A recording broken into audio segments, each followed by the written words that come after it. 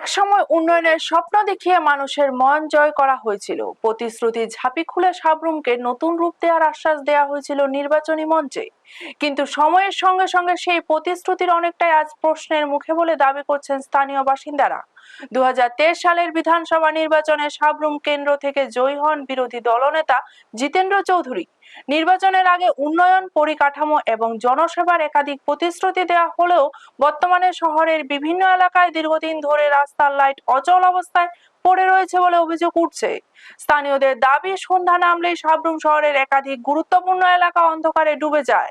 বিশেষ করে আন্তর্জাতিক গুরুত্ব সম্পন্ন মৈত্রী সেতু সংলগ্ন এলাকায় যে আলোকসজ্জা করা হয়েছিল তার অধিকাংশ লাইট বর্তমানে নষ্ট হয়ে রয়েছে।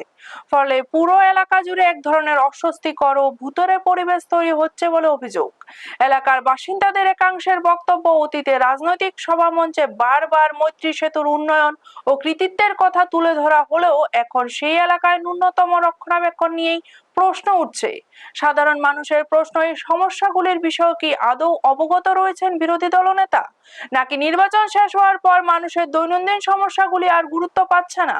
বর্তমানে শহরের বিভিন্ন এলাকায় দ্রুত রাস্তার আলো মেরামত এবং মৈত্রী সেতু সংলগ্ন অঞ্চলের পরিকাঠামো রক্ষণাবেক্ষণের দাবি তুলছেন স্থানীয় বাসিন্দারা।